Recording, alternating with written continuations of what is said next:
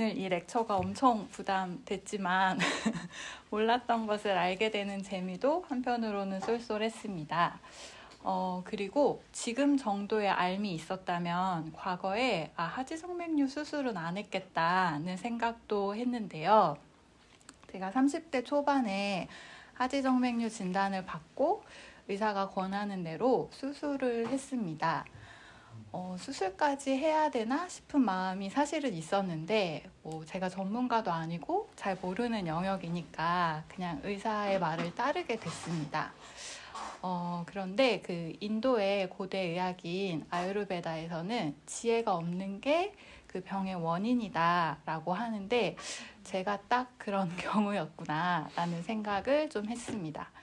잘 모르면 이제 그걸 알고 있는 사람한테 의존을 하게 되고 이제 그러면 스스로 문제를 해결하는 능력은 좀 잃게 되는데 일이 잘 해결이 되면 의존성은 높아질 거고 잘 안 되면 이제 남 탓하고 이제 부정적인 그런 감정들이 올라오게 되는데 제가 좀 그랬던 것 같습니다. 그래서 잘 모르니까 의사한테 의존해서 수술을 결정하고 수술 후에 이제 다리에 튀어나왔던 그 혈관은 사라졌는데 다리가 붓고 저리는 이 증상은 계속 그대로 남아 있어서 좀 부정적인 마음들을 많이 썼던 것 같습니다.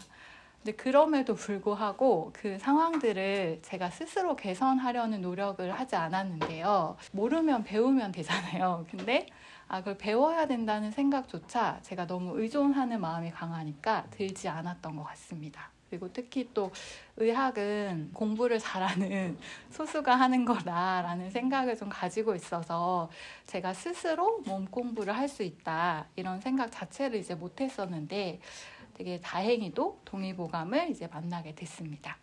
근데 동의보감은 그러니까 누구나 참고를 할 수 있고 자기 스스로 몸을 돌보는데 도움을 주는 굉장히 믿을 만한 의서인데요. 아예 처음부터 그런 목적을 가지고 만들어진 책입니다. 1596년에 선조께서 서준에게 그 새로운 의학서를 편찬해라 라고 이제 명하셨고 명하실 때 그 편찬의 그 방향성도 제시를 해주셨는데 그 곰쌤이 쓰신 이 동의보감 책에 그 편찬의 방향성에 대한 내용이 나와 있습니다. 그래서 첫째로는 그 기존의 의학적 전통을 집대성해라. 둘째는 이제 양생에 기초해라. 셋째는 이제 조선의 백성들이 널리 활용할 수 있게 해라. 요 세 가지였는데요. 그 편찬 의도대로 이제 굉장히 방대한 내용을 일목요연하게 잘 정리했기 때문에 동의보감이 그 당대의 조선뿐만이 아니라 중국과 일본에서도 굉장히 주목을 받았고 이제 오늘날에도 한의학의 기본서로 이제 통하게 됐습니다.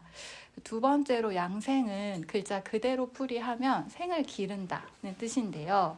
그러니까 병이 생기기 전에 이제 미리 그 몸과 마음을 평소에 잘 이제 가다듬어서 잘 다스린다 그런 내용들을 담고 있고 또 사실 현대의학은 이제 각 분과별로 굉장히 전문화되어 있고 그 용어들도 좀 어려운 외국어라서 좀 공부하기엔 진입 장벽이 높은데 동의보감은 애초에 일반 백성들이 활용할 수 있게 만든 책이기 때문에 실제로 저 같은 일반 사람이 읽었을 때에도 그냥 쉽게 읽을 만한 책이었습니다.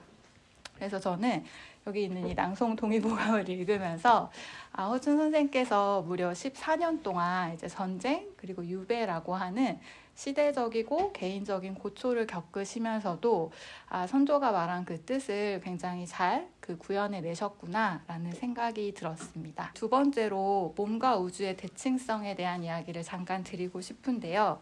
일단 동의보감에서는 우리의 몸이 우주와 그 통한다, 대칭된다라고 보고 있는데 그래서 우주에 목화, 토, 금, 수, 오행이 있다면 사람의 몸에는 간, 심장, 비, 폐, 신장 이렇게 5장이 있다고 봅니다.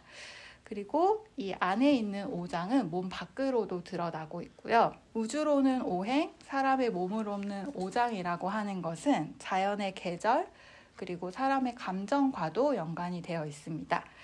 왜 이렇게 연결되어 있는지 궁금하시죠? 네. 궁금하시면 꼭 동의보감을 읽으시면 됩니다. 모장은 몸 안에 있으니까 몸 안에 풍경과 관련된 거는 여기 있는 내경에 들어있고요. 그다음에 몸 밖의 형상, 이제 모습들에 대한 건 외형에서 다루고 있습니다. 그리고 이제 하늘과 땅, 그리고 이런 것을 천지운기라고 하는데 요즘식으로 생각하면 이제 기후와 비슷할 것 같은데 이 기후와 사람의 감정은 병을 만듭니다. 이것과 관련된 것은 이 잡병편에서 다루고 있습니다. 현대의학은 이제 우리의 신체를 되게 물질적인 것으로 보고 그리고 이제 기능별로 묶어서 세분화했잖아요. 그리고 이제 사실 의술도 굉장히 발달을 해서 치료할 수 있는 병들도 굉장히 많고, 근데 바로 이런 지점 때문에 한편으로는 그 사람들이 스스로 몸을 돌보는 지혜, 그러니까 양생의 도를 잃어버린 게 아닌가 싶은 생각이 듭니다. 근데 방금 말씀드린 대로 동의보감에서는 몸과 우주가 서로 상응하고 그리고 신체도 내부와 외부가 서로 긴밀하게 연결되어 있다고 보는데 잘 통해야 하잖아요. 연결되어 있으니까. 근데 통하지 않고 어딘가에서 이제 막히거나 뭉쳐 있으면 그게 바로 병이 된다고 봅니다. 그러니까 제일 중요한 거는 잘 통하게 하는 거고, 그래서 동의보감에서 말하는 통즉, 불통은 통하면 아프지 않다. 라는 말이고, 이 통즉불통이 되려면 결국 수승화강이 잘 이루어져야 하는데요. 수기운, 이건 신장에서 주관하고 있고 좀 무거운 기운입니다. 그래서 인간의 신체로는 하체에 퍼져 있고요. 그 화기운은 좀 가볍고 흩어지는 기운인데 심장에서 주관하고 인간의 몸으로는 상체에 퍼져 있습니다. 그래서 아래에 있는 수기운, 위에 있는 화기운이 서로 이제 왔다 갔다 하지 않으면 이제 고정되어 있으니까 안 통해서 병이 생기겠죠. 그래서 아래에 있는 수기운은 위로 올리고 위에 있는 화기운은 아래로 내려서 이 수승화강이 활발히 이루어져야 이제 건강할 수 있을 텐데요. 참고로 이제 사주로 이제 제 몸의 신체의 기운을 살펴보면 저는 개수일간이고 8자 중에 5자가 수라서 수 기운이 네, 엄청 센 그런 몸인데 아마 그래서 좀 비교적 이른 나이에 하지 정맥류를 얻었던 게 아닌가 하는 생각도 했습니다.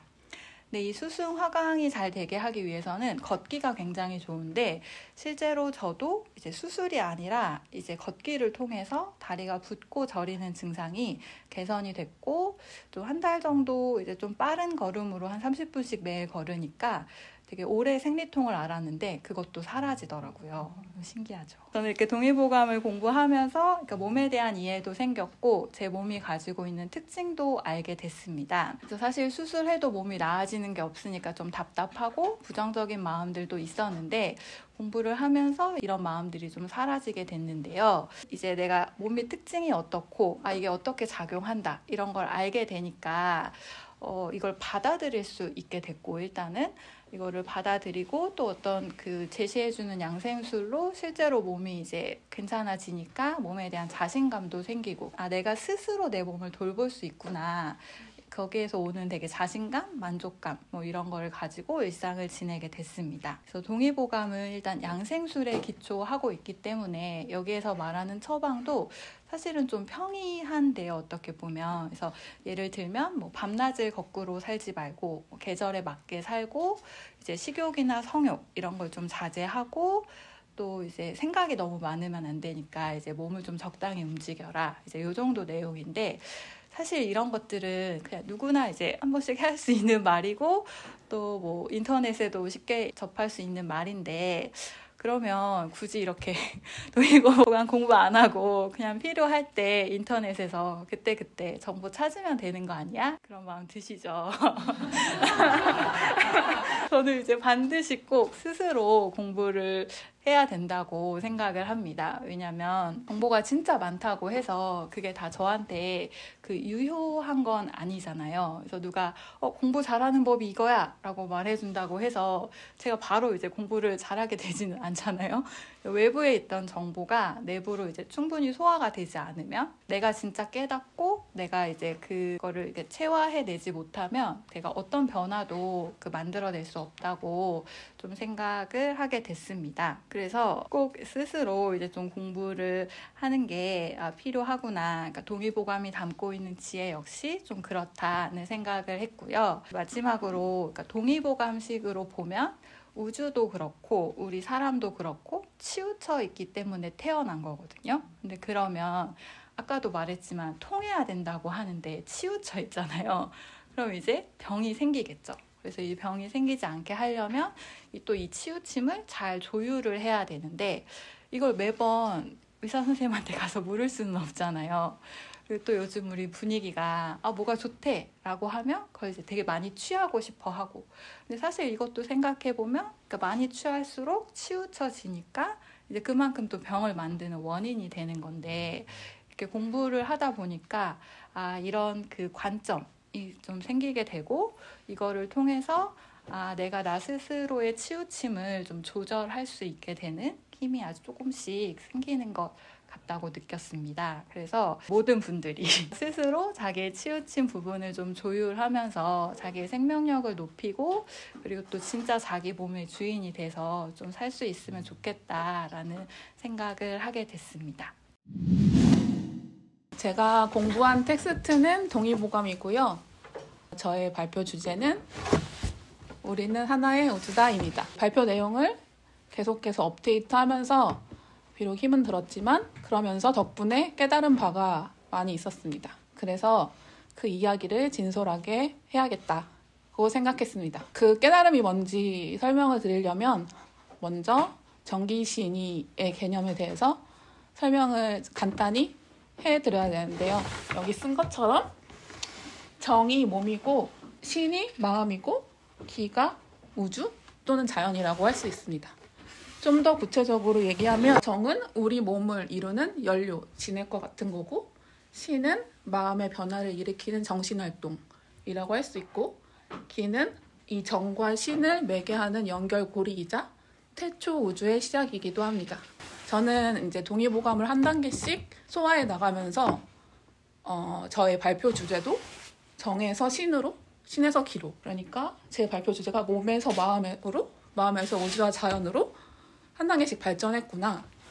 그리고 결국은 내가 소화한 만큼 내 발표 주제도 나올 수 있는 거구나 라는 깨달음이 있었고, 그리고 동의보감을 공부하면서 이 정기신 세 글자에 동의보감에서 하고자 하는 이야기가 다 담겨 있구나 라는 생각을 하게 되었습니다. 그래서 제가 발표 주제를 확정하기까지의 과정을 이 정기신 세 글자와 엮어서 이야기해 보려고 합니다. 정기신은 동의보감의 맨 앞부분에 나오는데요. 처음에 정기신이라는 개념을 접했을 때는 너무 추상적이고 애매모호하게 느껴졌어요.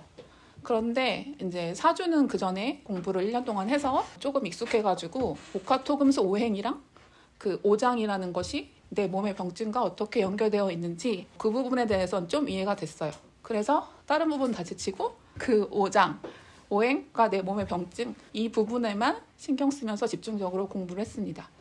예를 들어서 사람의 몸은 수승항항이라는 게 되어야지만 이제 건강한데요. 수승항항의 반대 개념이라고 할 수 있는 게 음어화동인데 제 몸은 수승항항이 아니라 반대로 음어화동으로 이렇게 움직이고 있었어요. 수승항항이 뭐냐면 신장의 수기운이 위로 올라가서 심장의 화기운을 식혀주고, 그 심장에 있는 더운 기운이 아래로 내려가서 심장에 있는 차가운 기운을 데펴줘서 몸이 이렇게 순환하는 거거든요. 심장은 여기 있고 심장은 허리 뒤쪽 이쪽에 있거든요.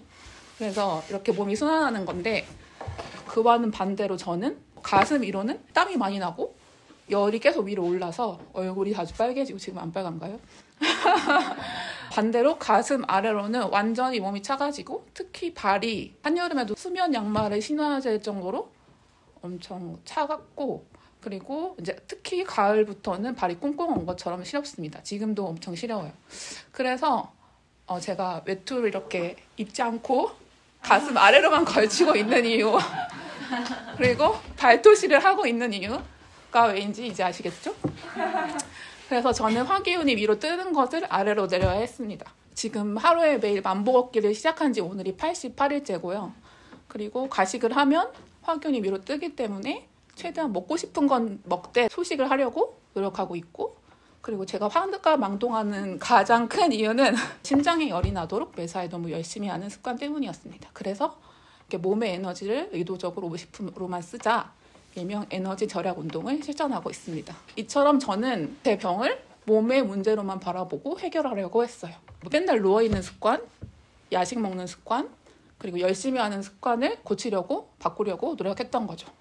그래서 저의 첫 번째 주제는 자연스럽게 불완전함이 나를 존재한다가 되었습니다. 이게 무슨 뜻이냐면은 세상은 원래 불완전해. 목화토금수 오행의 태가 불급이 있듯이 사람은 어차피 불완전한 존재니까 병이 생기는 것도 당연한 거야.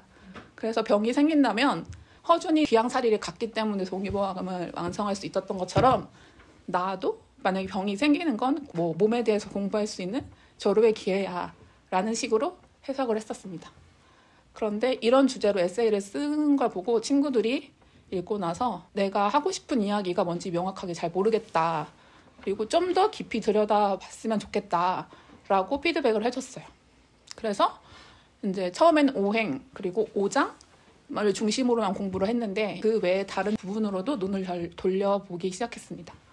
그래서 눈에 들어왔던 거는 그 잡병편 7-14에 화를 억제하고 열을 물리치는 방법이 있었는데요. 거기서 심화가 망동하는 이유는 마음에 그 원인이 있다. 그래서 마음이 편안해지면 심화, 심장의 화가 저절로 내려가고 욕심을 줄이면 신수, 신장의 수기운이 저절로 올라간다 라는 말이 있었어요. 그래서 그걸 보고 내가 몸의 에너지 절약 운동 50%만 쓰기는 잘하고 있는데 마음을 쓸 때는 그렇지 못하고 있었구나 를 알아차렸습니다. 열심히 하는 습관을 마음의 문제로도 해석을 해보면 저는 이제 회사 다닐 때는 그 번아웃이 자주 있긴 했거든요. 그런데 지금은 일을 하는 것도 아니고 공부를 하고 있는데 나는 왜 계속 아플까? 라는 질문을 제 마음에 해보게 됐어요.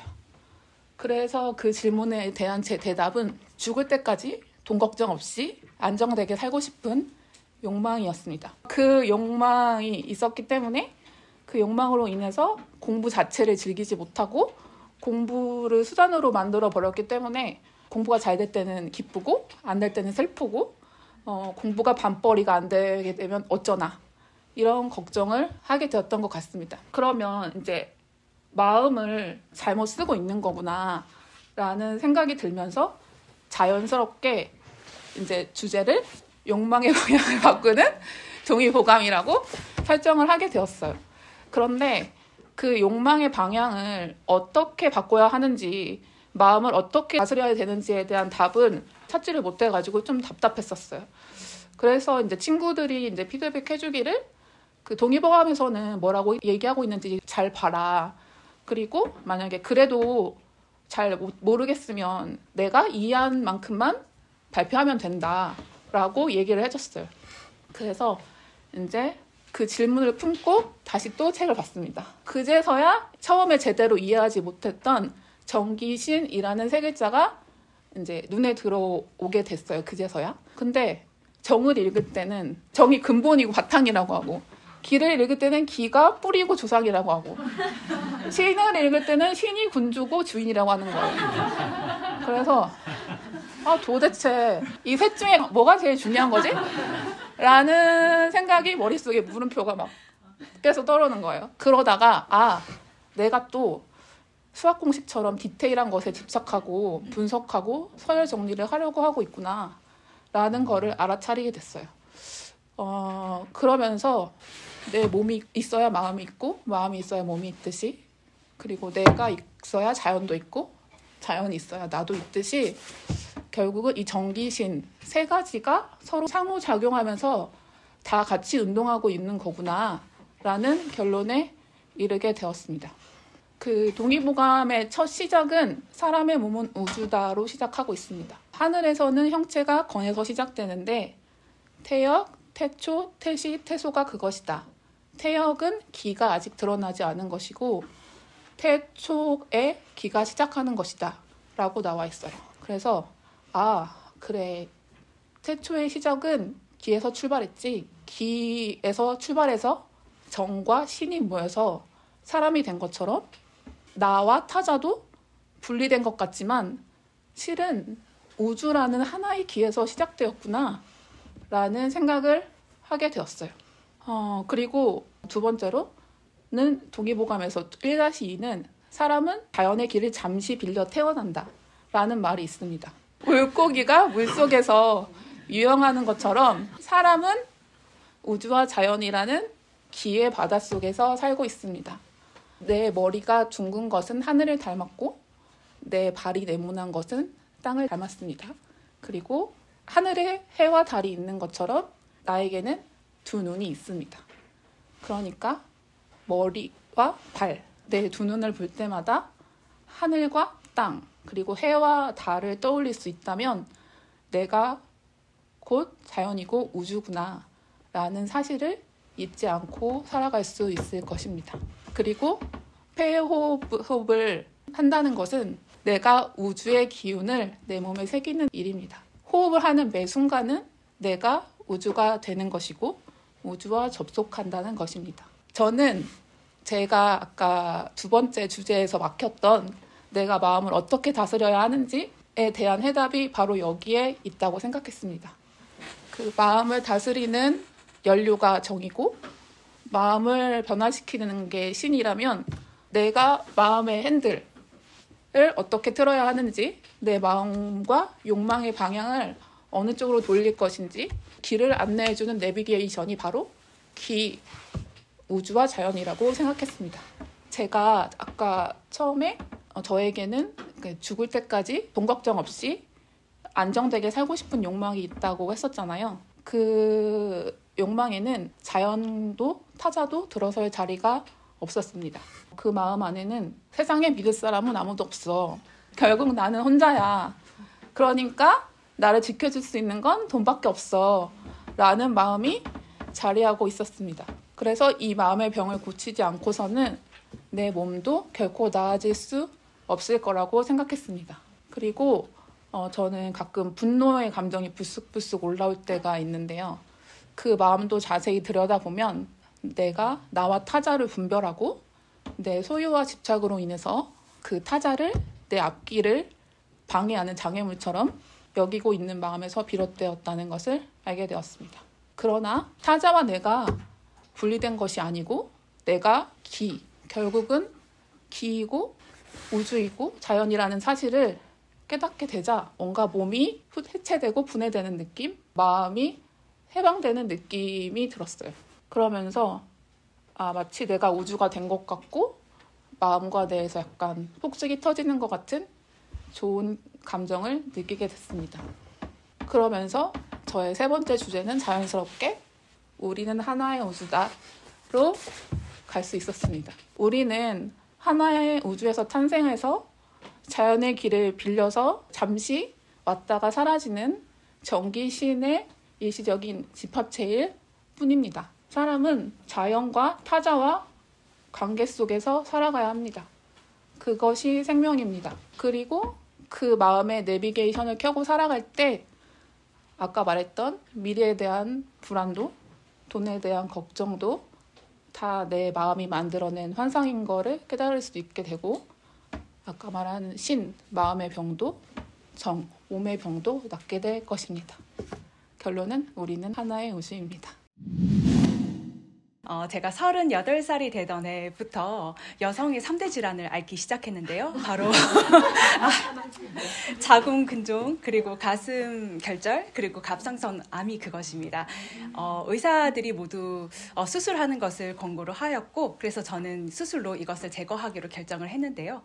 각 선생님들께 어떻게 앞으로 병에 걸리지 않을 수 있냐고 여쭤봤을 때 모두 스트레스를 받지 않아야 한다라는 부분을 강조를 해주셨습니다. 너무 막연하다. 네, 그렇게 생각을 했었는데요. 이번 학기에 다행히 어떤 한 과목을 공부를 해서 팔 수 있는 기회가 생겼을 때 저의 몸을 스스로 고칠 수 있는 방법이 있지 않을까, 또 어쩌면 스트레스를 조절하거나 조금은 방지할 수 있는 그런 비법이 동의보감에 있지 않을까라는 궁금증에 동의보감을 공부를 하게 되었습니다. 사실 저는 이제 사주명리나 오행에 대한 개념에 대해서 잘 모르고 있었는데요. 혹시 저처럼 잘 모르는 분들도 계실 것 같아서 이번에 좀 같이 공부를 해보려고 합니다. 동의보감에는 인간은 음식과 호흡, 네, 음식과 호흡, 그리고 칠정으로 살아간다라고 했는데요. 특히나 이 칠정 부분에 대해서 인간의 감정이라서 스트레스랑 연관이 되어 있다고 생각이 들어서 조금 더 깊이 있게 공부를 해보게 되었습니다. 저는 사실 태어나면서 항상 그런 생각이 있었어요. 왜 그랬는지 모르겠지만 인간이 딱 태어나서 울면서 나는 이런 욕심을 가질 거야 하면서 딱 이렇게 울면서 태어나서 그 욕심을 막 추구하면서 그 원동력으로 살아가는 게 아닌가? 이렇게 막연하게 생각을 했던 것 같습니다. 그런데 동의보감에서 바라보는 어떤 한 인간은 신체 그리고 정신활동을 그냥 자연처럼 먹으면서 하고 숨 쉬면서 생명을 연장하고 칠정을 이렇게 감정들이 이렇게 올라올 때 7가지 감정이 올라올 때 서로 균형 있게 조절하면서 건강하게 살아가자라는 맥락으로 이야기를 하고 있더라고요. 그래서 제가 이렇게 보이시나요 여러분? 귀여운 2가지 그림을 준비를 해보았는데요. 봄날, 따뜻한 봄날 이렇게 새싹이 눈을 탁 뜨고 탁 올라옵니다. 나무가 올라오는 건데요. 그래서 목기운은 봄날에 올라오는 기운입니다. 그리고 동쪽을 얘기하고 있고요. 맛은 신맛입니다. 초록색이고요. 그런데 나무가 이렇게 있다가 쓰러져서 막 불이 날 때 불쏘시개가 되어요. 그래서 나무가 불을 활활 피울 수 있게 도와줍니다. 그래서 목, 생, 뭘까요 여러분? 화. 감사합니다. 네. 그리고 불은 이렇게 막 나무를 태워가지고 재를 만들어요. 그래서 땅에 흙을 더 보태줍니다. 그래서 화, 생, 토. 감사합니다. 토는 자기들끼리 막 뭉쳐가지고 막 돌도 만들고 그래요. 그래서 토생. 그리고 금은 새벽에 이렇게 이슬을 모아서 옥날샘을 만든대요. 그래서 금생.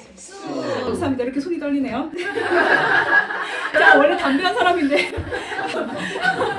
물은 이렇게 나무에게 영양분을 제공해서 나무가 쑥쑥 클 수 있게 도와줘요. 그래서 수생. 네, 이렇게 사이좋게만 지내면 정말 좋을 텐데요. 이 5 친구들이 서로 싸우기도 한다고 합니다. 나무를 불쏘시개로 하기 위해서 막 이렇게 이걸 이용해서 배워야 돼요. 뭐를 이용해서 배워야 될까요, 여러분? 금 맞습니다. 도끼. 그래서 목. 이 나무 같은 경우에는요, 태어날 때 엄마의 자궁을 뚫고 낳은 아이처럼 이것을 뚫고 확 올라와야 된대요. 이것이 무엇일까요? 땅. 그렇습니다. 그래서 목, 토. 토는 이렇게 제방처럼 모여가지고 물을 가두는 그런 성질이 있는데요. 그래서 토극, 네, 그리고 물은 이 뜨거운 물을 한 번에 끌 수 있대요. 그래서 수극, 그렇습니다. 그리고 마지막으로 이 불은요, 요것을 막 재련해가지고 도끼도 만든다고 합니다. 그래서 화극. 감사합니다. 이렇게. 이것이 이 오행과 여기에 있는 기운이 우리 몸에도 배치가 되어 있다고 합니다. 이 간기운은요, 땅에서 뚫고 올라오는 나무의 기운이기 때문에 가장 센 기운이에요. 그래서 우리의 감정 중 가장 센 감정인 화를 나타내고 있습니다. 간담은 화를 나타내고 있고요. 화 같은 경우에는요, 혹시 좋아하는 연예인? 이재훈이요. 이재훈. 네, 이재훈을 보면 마음이 어떠시죠?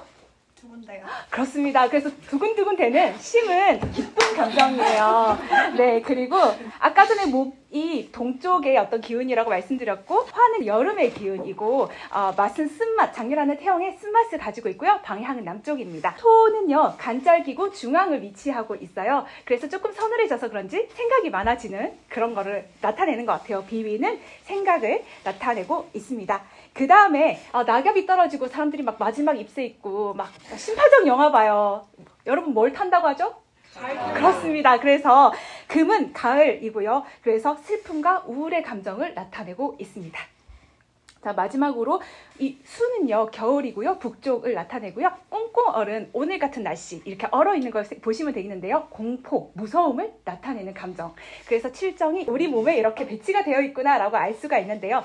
저 같은 경우는 사실 스트레스와 관련해서 병을 앞으로 생기지 않기 위해서 어떻게 할까 하는데, 편안하게 호흡을 해서 기를 보하는 것이 방책이다라고 동의보감에서는 알려주고 있는데요. 그래서 저는 2달 전부터 매일 밤 9시부터 10시까지 명상 시간을 갖고 있습니다. 그래서 매일 30분 동안 내 호흡이 편안한가를 체크하고, 평상시에도 내 호흡이 가빠질 때 나의 좋은 기운이 빠져나가고 있어, 이렇게 계속 자각하고 편안한 마음을 가지려고 생각을 하고 있습니다.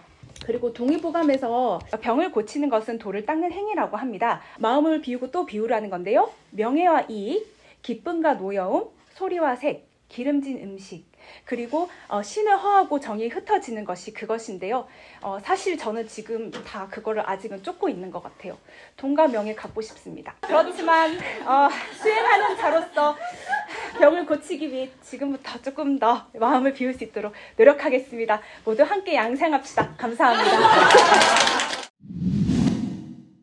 아픈 일이 정말 잦게 있고 제 삶에 잘 체하기도 하고 막 감기도 잘 걸리고 허리도 아프고 막 이러니까 동의보감이 몸을 다루는 책이니까 내 삶과 연결지어서 읽을 수 있는 부분이 많지 않을까 하는 생각에 읽게 되었어요.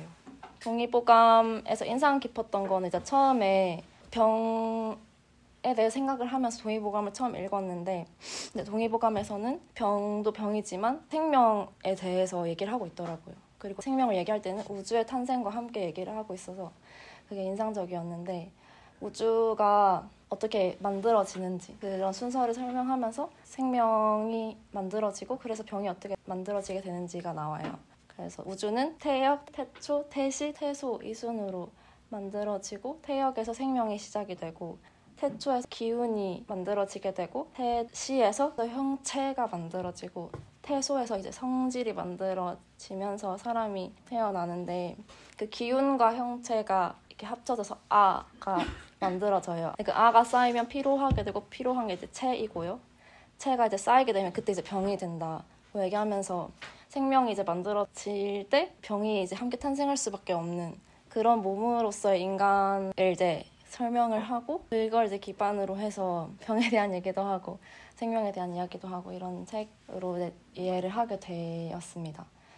그러면서 체하고 아프고 이런 것도 내가 살아있으니까 일단 겪게 되는 일이고, 이거 안 겪으려면 이제 그럼 이제 죽어야 되는, 그러니까 죽어야지 안 겪을 수 있는, 그러니까 내가 살아있으니까 병도 앓게 되는구나 이런 게 있었고, 그런데 이제 병을 매일매일 겪는 게 아니거든요, 저는. 그러니까 체하기도 잘 체하지만 그래도 매일 체하는 것도 아니고, 뭐 밥 먹을 때마다 체하는 것도 아니고, 너무 이렇게 잘 사는 어떤 시기가 있고, 이렇게 갑자기 체해서 너무 아무것도 못하게 되는 이런 때가 오는데, 동의보감에서도 병이 생기는 이유는 제가 발견한 키워드는 태과 불급이었는데요. 태과는 이제 넘치는 거고, 불급은 이제 부족하다라는 뜻인데, 넘치거나 아니면 너무 부족하거나 이거 하나 이제 치우치게 되면 그때 이제 병이 된다고 이야기를 해요. 그러면 내가 이제 체하는 것도 뭔가 이제 치우쳐 있다는 그런 신호구나 라고 이제 이해를 했는데, 그래서 이제 제가 체하니까 이제 체하는 것에 속하는 장기는 이제 비위고, 여기에 오장이 있는데 이 오장의 관계가 이렇게 순환하고 잘 돌아가지 못하고 어떤 하나에 지금 치우쳐 있구나 라는 것까지는 이해를 했어요. 그래서 비위만 보이면 뭔가 이렇게 눈길이 가고, 그리고 비위랑 연결된 감정은 또 생각이니까 그런 얘기만 나오면 이제 막 눈길이 가는데, 그걸로는 깨달음을 주거나 해소되지는 못했던 것 같아요. 내가 병을 겪을 때에 그것에만 뭔가 치우치게 됐던 것 같아요. 병에만. 그러니까 내 삶도 있는데 그냥 난 아무것도 못해. 그냥 뭔가 그 짜증나는 감정이나 아니면 이런 몸에만 좀 치우쳤다는 생각이 들었어요. 그래서 그럼 태가 불급하지 않는 삶을 이제 살라고 계속 얘기를 하는데, 치우치면 안 된다고 얘기를 하는데, 그럼 병을 겪으면서도 태가 불급하지 않는 건 어떤 거지? 어떻게 일상을 살라는 걸까? 그건 잘 모르겠다 이러고 있었는데요. 근데 제가 가을 겨울에 코감기도 걸리고 체하고 이런 게 이제 몇 번 있었는데, 집에서 제가 신청해 놓은 강연 같은 게 있었어요. 이슬아 씨의 글쓰기 강연 같은 거였는데, 그때 제가 코가 부어가지고 숨이 안 쉬어지고 입으로 숨을 쉬고 있다가 그게 너무 몰입이 되고 좋았고 즐거웠고, 갑자기 이렇게 숨이 쉬어지는 거예요. 그러면서 괜찮아지기도 했고, 그게 일단 한창 동의보감 읽을 때였고, 그래서 동의보감과 그 순간이 이렇게 연결되었는데, 그러다 보니까 내가 아플 때 친구들이랑 이렇게 얘기해서 웃을 수 있었던? 그러니까 난 아프니까 아무것도 못하고 그냥 뭔가 짜증만 많고, 그래서 그게 다른 사람한테도 짜증에 전염될 것 같고, 그래서 막 그런 자리 가고 싶지 않고 막 이랬는데, 그럼 웃을 수 있었던 그런 순간들도 이제 생각이 나면서 동의보감과 이제 연결되는 지점이 있었어요. 근데 그게 동의보감에서 되게 재밌는 이야기가 있었는데, 어떤 현명한 의사가 병을 어떻게 치료하는지 이런 이야기가 있었어요. 어떤 여자분이 곧 결혼을 할 상황이었는데 그 남편이 장사를 하러 갔다가 돌아오지 않는 거예요. 그래서 시금전폐하고 막 누워있고 이러고 있으니까 의사가 와서 다른 게 아니고 일단 이 사람을 화를 내게 하거나 아니면 기뻐하게 만들어야 한다라고 하면서 일부러 이 화를 내게 해요. 그 여자분을. 그 여자 화를 내고 막 울고 이렇게 하고 이제 약을 먹이니까 막 밥도 먹게 되고 이랬다는 거예요. 근데 그렇게 해서는 완전히 낫지 않고 마침내 기뻐하게 만들어야 한다라고 하면서 남편이 곧 돌아올 거야 이렇게 거짓말을 해가지고 이제 그게 그런 병이 재발하지 않았다 이런 이야기가 나오는데 그게 한 번 읽고 잊혀지지 않는 그런 내용이었고 제가 아프면서도 다른 사람과 만나서 웃었던 그런 게 이제 연결이 됐어요. 동의보감에서 막 태가불고 뭐 통지불도 아까 얘기했지만 음모화도 여러 가지 이야기가 나오지만 저는 마음을 비우라는 게 제일 자주 보게 되는 문구들이었는데 계속 병을 치료하기 전에 약이고 뭐고 마음을 계속 비우라는 거예요. 마음을 비우는 게 대체 뭐지? 내가 지금 생각이 너무 많은데 그 생각을 그냥 생각하지 말자 하고 이렇게 있는 건가? 하다가 그럼 언제 마음이 안 비워지고 이렇게 차 있다고 생각하게 될까?